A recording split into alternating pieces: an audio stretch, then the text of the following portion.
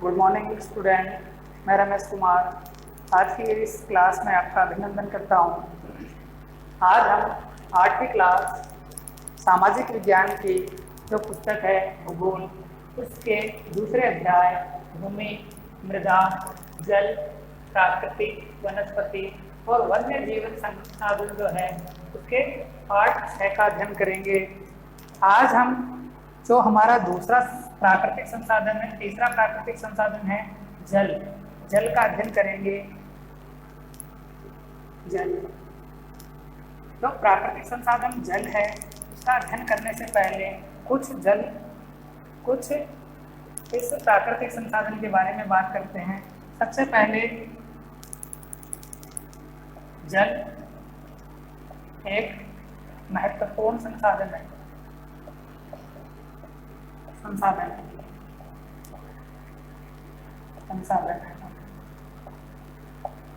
जल महत्वपूर्ण संसाधन कैसे है? क्योंकि मानव को जीवन जीने के लिए सबसे ज्यादा प्राणवायु की आवश्यकता होती है। ठीक है, क्योंकि प्राणवायु के बिना मानव कुछ मिनट ही जीवित रह सकता है। और प्राणवायु के बाद जो दूसरा तत्व है, सबसे जरूरी तत्व है, वह है जल। ठीक है, तो जल एक महत्वपूर्ण संसाधन है और यह नवीकरण योग्य है।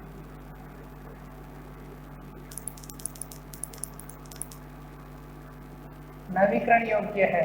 ठीक है, लेकिन नवीकरण का प्रोसेस प्राकृतिक या मानवीय प्रक्रियाओं में काफी समय लेता है।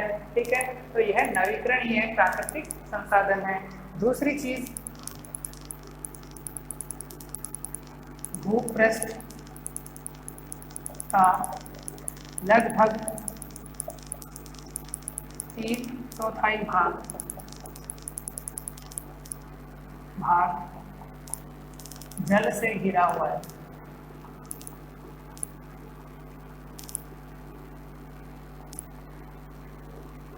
जो हमारा धरातल है, वह धरातल का जो लगभग 3/4 भाग है वह जल से घिरा हुआ है। महासागरों के रूप में, नदियों के रूप में, झील तालाब के रूप में, तो जल से घिरा हुआ है।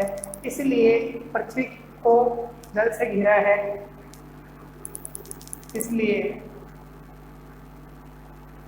पृथ्वी को जल ग्रह भी कहते हैं।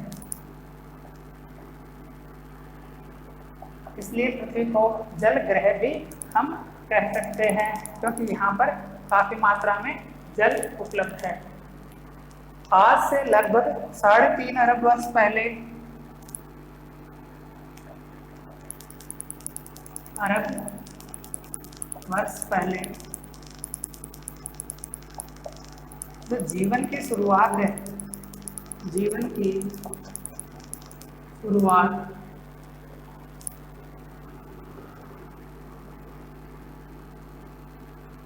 महासागरों में हुई थी।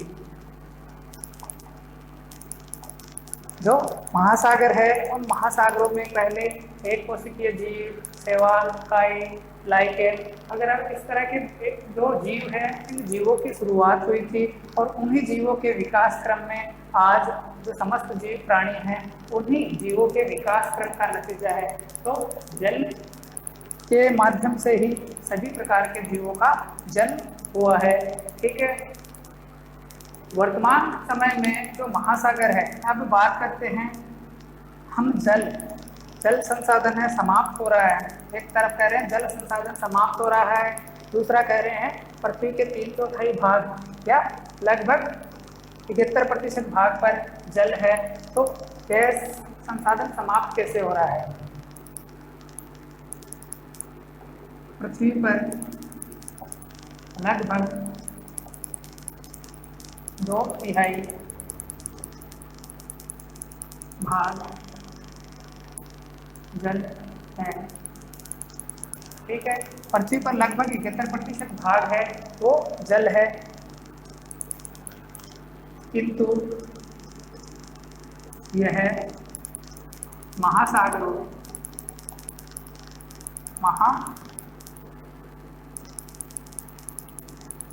सागरों के रूप में लवणीय जल है।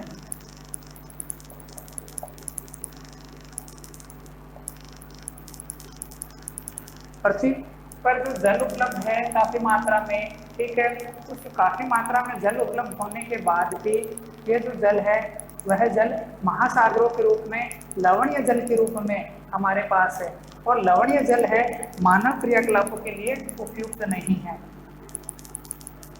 केवल 2.7% जल ही पृथ्वी पर अलवणीय है।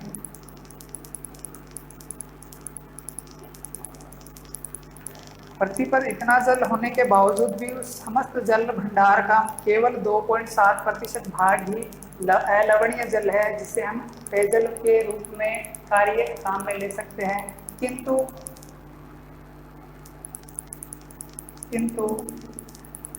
इस 2.7% जल का भी अधिकांश भाग है, अधिकांश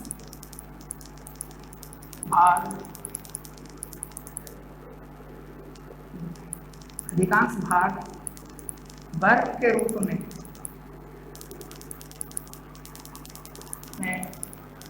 अंटार्कटिका,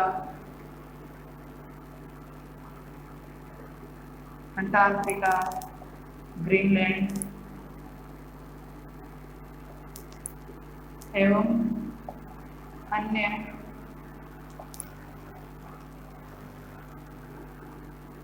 उच्च पर्वतों क्षेत्रों में, उच्च पर्वतीय क्षेत्रों में बर्फ के रूप में पाया जाता है।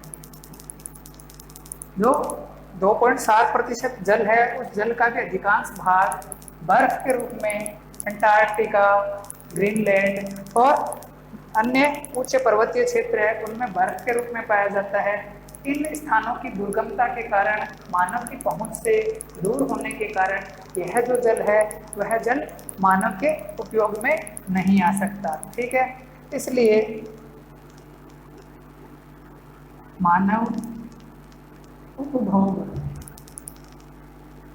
के लिए स्वच्छ अलवणीय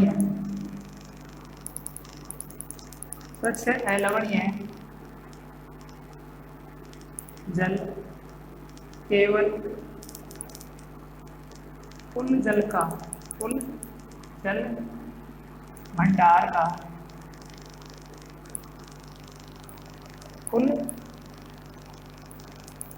स्वच्छ अलवणीय जल केवल कुल अलवणीय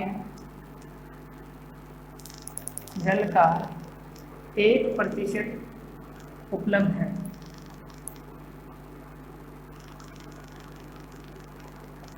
मानव है, उसके समस्त क्रियाकलापों को पूरा करने के लिए पृथ्वी पर केवल 1% जल उपलब्ध है जो अलवणीय है या स्वच्छ है, और यह 1% जल जो है वह भूजल,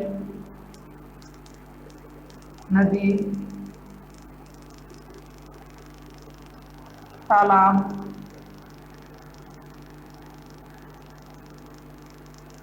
पोखर आदि के माध्यम में या इनके रूप में पृथ्वी पर पाया जाता है। तो मनुष्य है इसी 1% जल का उपयोग करके अपनी जीवनचर्या या अपने जीवन को आगे बनाए रख सकता है। तो अब इतना जल होने के बावजूद भी मानव के उपयोग हेतु केवल 1% जल उपलब्ध है, और इस 1% जल का उपयोग करके मानव अपने समस्त क्रियाकलाप करने के लिए विवश है। तो इस कारण इस 1% अलवणीय जल जो मानव उपभोग के लिए है उस काफी कम है, और मानव अपने क्रियाकलापों के माध्यम से इस 1% जो जल है उस 1% जल का भी उपयोग सही तरीके से नहीं करेगा तो धीरे धीरे यह जल जो है वह समाप्त हो जाएगा। हालांकि जो जल एक नवीकरणीय संसाधन है, नवीकरणीय संसाधन होने के कारण इस जल की जो मात्रा है वह कुछ हद तक नवीकृत होती रहती है। जैसे महासागरीय जल है अथवा भूजल है, नदी है या तालाब पोखर है, इन सब के जल का वाष्पीकरण होने के बावजूद उन्हें बादल बनते हैं और बादल बनकर यह भिन्न भिन्न क्षेत्रों में बरस जाते हैं। तो सागरीय अलवणीय जो सागरीय लवणीय जल है उस लवणीय जल को अलवणीय जल में भी प्राकृतिक तरीके से कन्वर्ट किया जाता है। ठीक है, जो प्रकृति स्वयं करती है, लेकिन मानव, पेड़ पौधे, वनस्पति या अन्य मानवीय क्रियाओं के कारण यह जो चक्र है इस चक्र में भी काफी समस्याएं सामने आ रही है, क्योंकि पेड़ पौधे वनस्पति जैसे जैसे कम कर रहे हैं वैसे वैसे वर्षा चक्र परिवर्तन हो रहा है। ठीक है, तो आगे देखते हैं।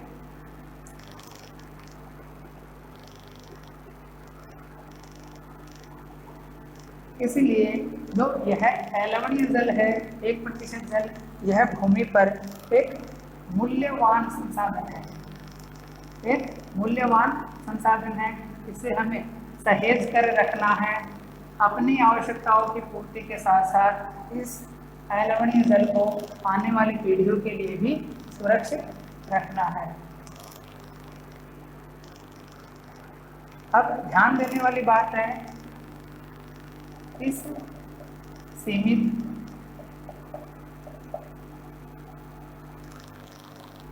अलवणीय जल की मात्रा, इस सीमित अलवणीय जल की मात्रा को बढ़ाया नहीं जा सकता।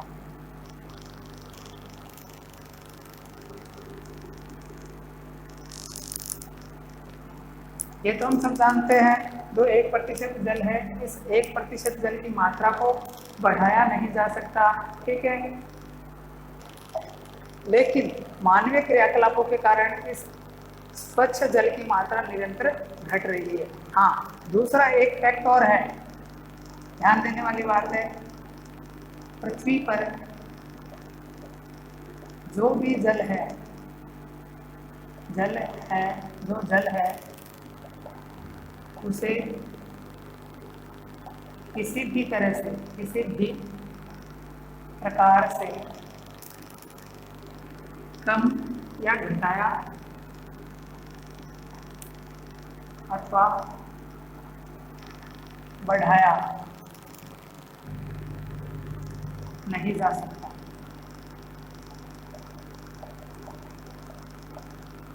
ध्यान देने वाली बात है, जो सागर, महासागर या पृथ्वी पर जितना भी जो जल है उस जल को हम ना तो बढ़ा सकते हैं ना ही घटा सकते हैं। इसकी जो कुल मात्रा है वह स्थिर बनी रहती है।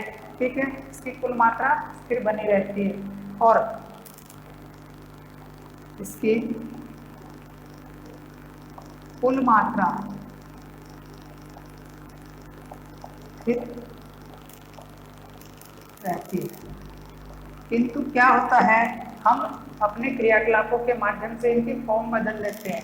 स्वच्छ जल है उसका उपभोग करने के बाद वह स्वच्छ जल दूषित हो जाता है और हमारे क्रियाकलापों के लिए उपयुक्त नहीं होता है, तो हमने उसकी फॉर्म बदल दी। तो जो जल है वह जल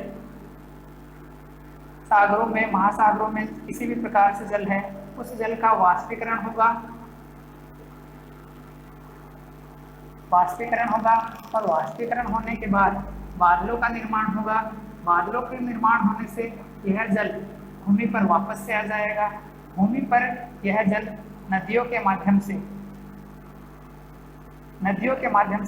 बहकर जो सागरीय क्षेत्र है, सागर, महासागर है और सागर महासागरों में पहुंच जाएगा। तो यह एक जल चक्र निरंतर बना रहता है, जिसके माध्यम से जल की मात्रा को ना तो बढ़ाया जा सकता है ना ही घटाया जा सकता है, किंतु इसका रूप परिवर्तित हो जाता है। जैसे सागरों में यह लवणीय जल है, यह वाष्पीकृत होकर बादलों के रूप में अलवणीय जल के रूप में परिवर्तित हो गया और यह अलवणीय जल वर्षा के माध्यम से मानव की पहुंच में नदियों, झील, तालाबों में आ गया और इन नदियों के माध्यम से ही यह जो जल है वापस से सागरों में पहुंच जाता है। वाष्पीकरण, वर्षण, ठीक है, और प्रवाह है, यह कुछ प्रक्रियाएं हैं जो महासागरों, वायु, भूमि और इनके माध्यम से उन्हें जल को महासागरों में पहुंचा देते हैं। इसी चक्र को हम जल चक्र के नाम से भी जानते हैं, जल चक्र, ठीक है, जल चक्र को के नाम से भी जानते हैं। आगे देखते हैं, हम सभी जानते हैं जल गतिशील है, ठीक है, इसे जल चक्र कहा जाता है। मनुष्य जल की एक बड़ी मात्रा का उपयोग पेयजल के रूप में उपयोग लेता है। इसके अलावा उद्योग धंधों में, अपने अन्य दैनिक कार्यों में जल का उपयोग करता है, ठीक है।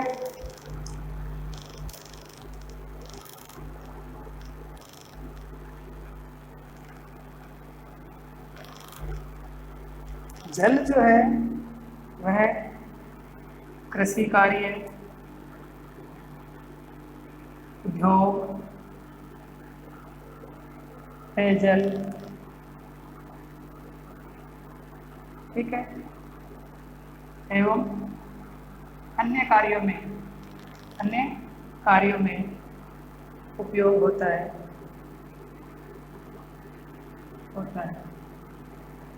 ठीक है, जल समाप्त नहीं हो सकता, उसे समाप्त नहीं किया जा सकता, किंतु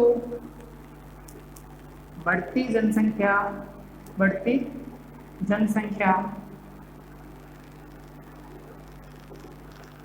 नगरीकरण,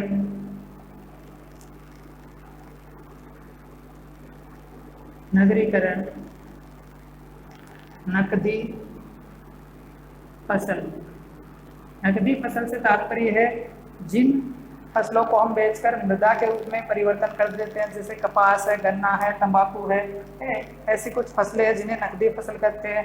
नकदी फसलों की मांग,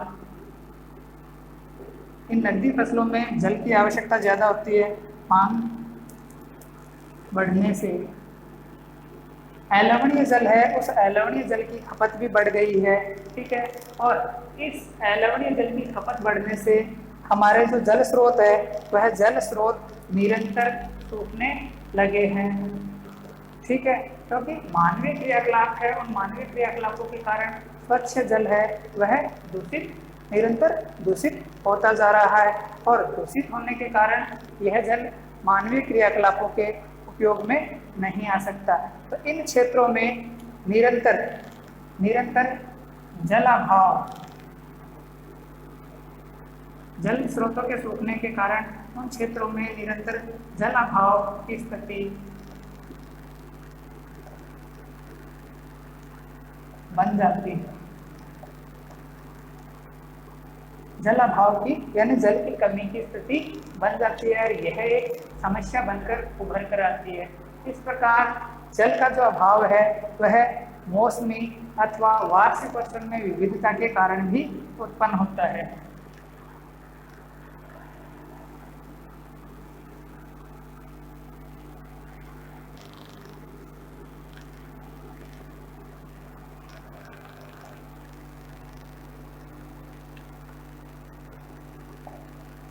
मानवीय क्रियाकलापों,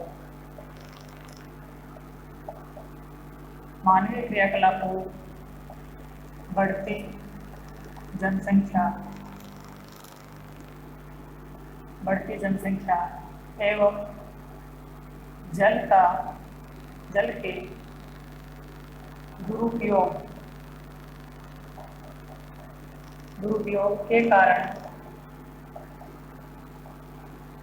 के दुरुपयोग के कारण कई क्षेत्रों में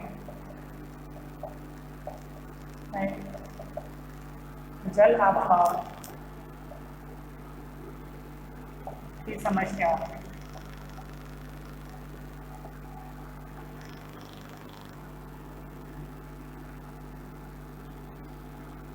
होने लगी है। मानवीय जो क्रियाकलाप है, जल की स्वच्छ जल की बढ़ती मांग, बढ़ती जनसंख्या के कारण, जल के दुरुपयोग के कारण या जल के जो उपयोग है उसके कारकों में परिवर्तन के कारण कई क्षेत्र ऐसे हैं जहां पर जल के अभाव की समस्या होने लगी है। और इसके अलावा जल की जो समस्या है, जलाभाव की समस्या कई क्षेत्रों में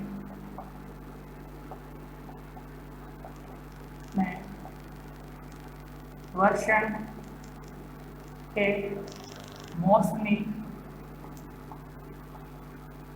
एवं वार्षिक परिवर्तन के कारण, परिवर्तन अथवा विविधता के कारण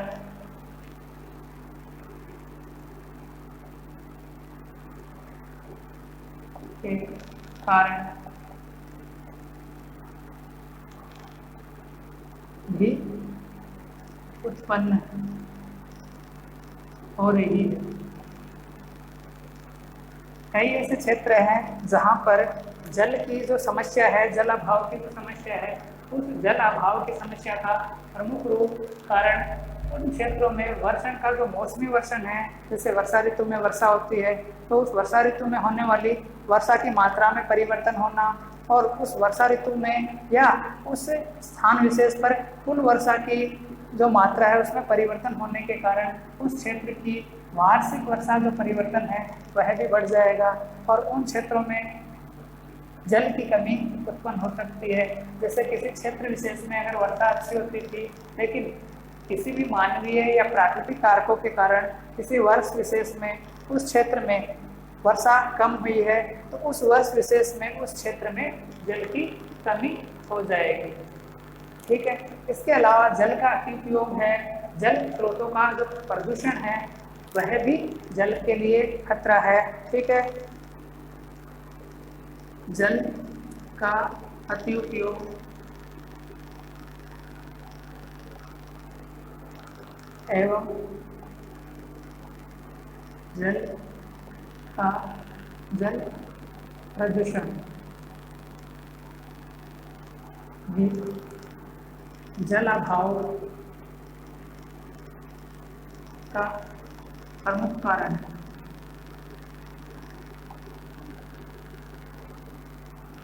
जो क्षेत्र विशेष है उनमें वर्षण की प्रवृत्तियों में परिवर्तन के साथ साथ मानवीय जो क्रियाकलाप है उन मानवीय क्रियाकलापों में जल का अतिउपयोग या जल प्रदूषण भी उन क्षेत्रों में जल अभाव का प्रमुख कारण है।